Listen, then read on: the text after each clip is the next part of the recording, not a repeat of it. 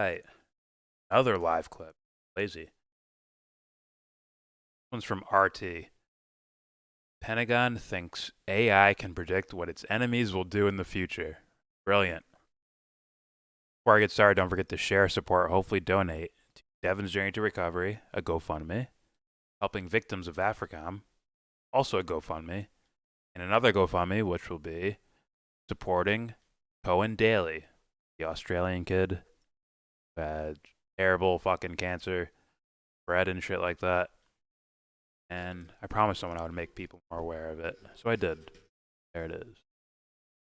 Also, don't forget to support other content creators like Stevie, aka Redneck Economics, and also Sleepy J. Get him a coffee. Both links will be in the description box. Or all links will be in the description box. Check it out. If you don't have money, just share it, please. Costs no money to do that, other than your internet bill. All right, here we go. Pentagon thinks AI can predict what its enemies will do in the future. Guessing this is going to be spooky.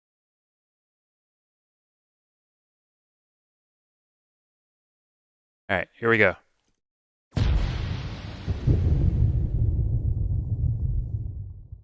The Pentagon is experimenting with a super AI machine that allows them to watch their enemies.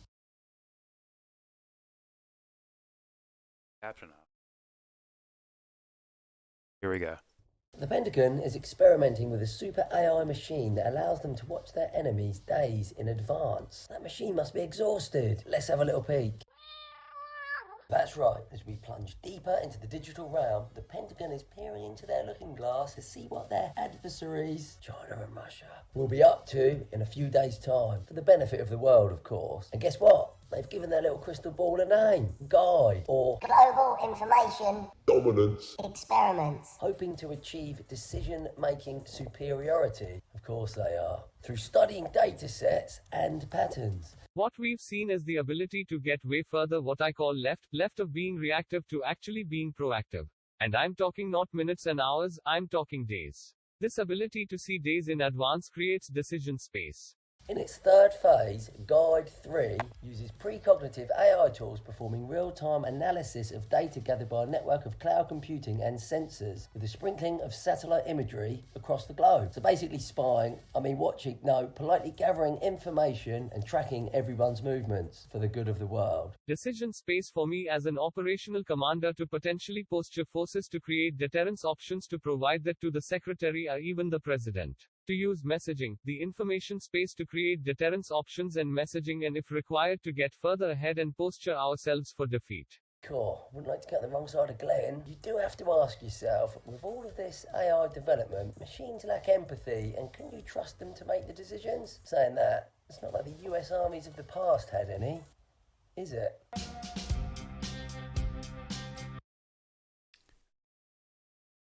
Hey. I'm going to play the rest of the video. Don't worry about it. This is just a music video, and fuck that. But, very similar concept to what I talked about before in regards to the James Giordano guy, right?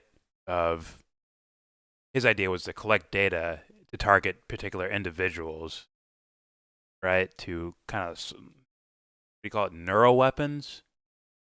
Like a newer form of psychological warfare. And I guess would actually play a role in physical warfare, right? If I spray a gas at you to affect you personally based on your data set or whatever the fuck, that can obviously result in some sort of physical harm, or like something like nanotechnology can result in physical harm.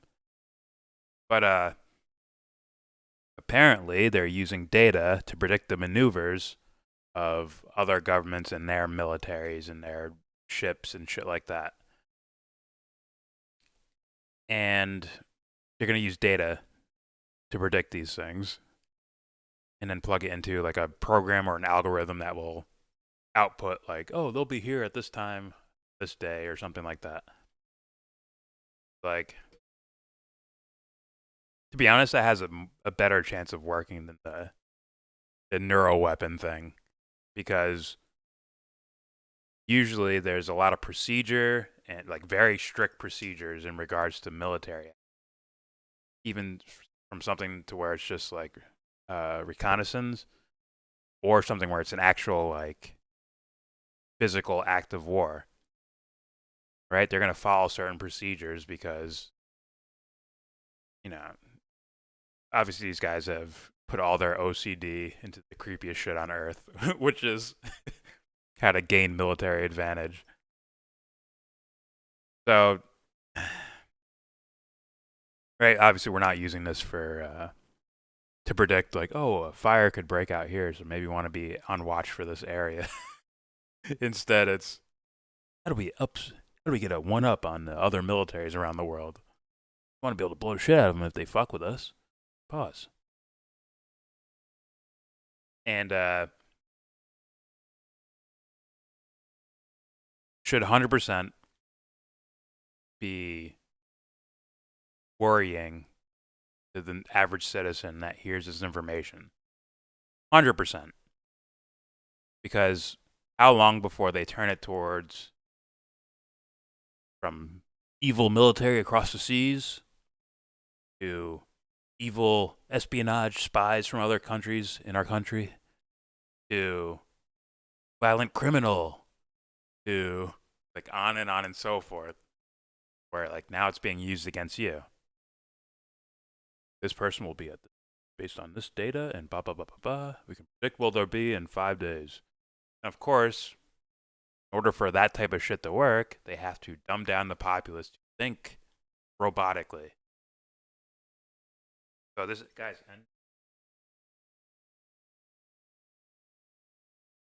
And if required to get further ahead and posture ourselves for defeat. Cool. Wouldn't like to get on the wrong side of Glenn. You do have to ask yourself, with all of this AI development, machines lack empathy, and can you trust them to make the decisions? Saying that, it's not like the US armies of the past had any. well, it's like, is that what you walked away? Like, I get those notions, right? AI lacking empathy or AI malfunctioning. Yeah, those are real concerns, but the real concern should be like, wait, you feel like you can predict people, like where people will days? You have an algorithm to predict human behavior, and then you're going to try and use it? What does that mean? What does that mean as far as what you think of humans? It means there's no room for some Chinese general to be like, oh, war shit's not even actually helping. I'm trying to make the world better, so fuck this. I'm out of here. Instead, he is a system within himself. That's how they're viewing that guy. And probably how they're viewing themselves. And thus how they're probably viewing you. That's the spooky part. Because of where that can lead to. Like I said, from foreign enemy to domestic enemy, domestic criminal to just John and Jane down the street.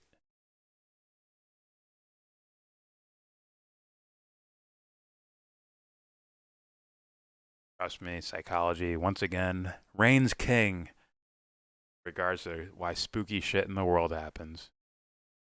You're telling me these guys aren't using that? Yeah, they're using a dumbed down, take all any type of metaphysical concepts out of it. Right? We saw this with Bernays in advertising, right? Or Anna Freud. We've seen this already. So, but at the same time, they're still using certain psychological concepts. It's all preying upon this thing I would call the ego. I talk about a lot. And not only the ego, but the ego and how it's conditioned. Right? And I hear people who want to fight these guys have a similar core ideology as them. That we're either biologically based in how we live, Kyle Kowinski, born good or bad, based on brain cells or neurons or some shit like that, or all environmentally based.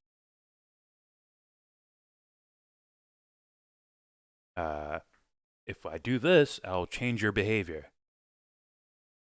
It's money in politics. We get money out, people won't behave so bad.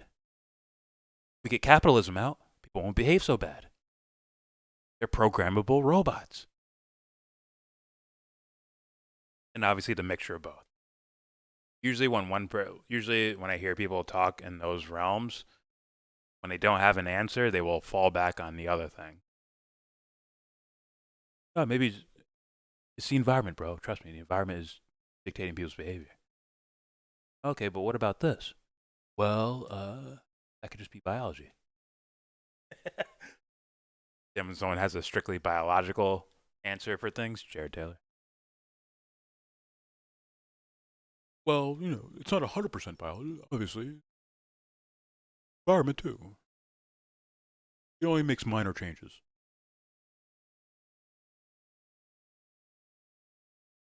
As an existentialist, I would have a problem with both, deeming them both the whatever king and queen, the yin and yang humanity, as the prime yin and yang of humanity, prime masculine and feminine of humanity, the prime order and chaos. I would have a problem with deeming environment or biology as that. It's just me being woo woo, man. So, yeah, all this shit spooks me out. Don't forget to share, support, hopefully donate to Devon's Journey to Recovery, helping victims of Africom, Cohen Daly, the kid had cancer and shit. Help him out by donating. You can also help out Evie, aka Redneck Economics. Her Cash App is in the description. And also, it's Sleepy J Coffee. Okay, helping out a support, helping out a real life stuff. You can. All links will be in the description box. With all that said, give this video a thumbs down.